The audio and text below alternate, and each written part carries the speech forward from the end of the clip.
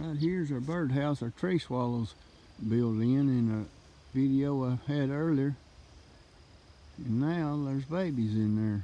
They were singing, but they quit chirping right now. They heard me. I guess they're afraid of me. But the tree swallows usually have around 5 chicks, and they're doing good. The mom and dad's really staying busy. They both just back and forth feeding them. A lot of hard work, but it's going to pay off for them.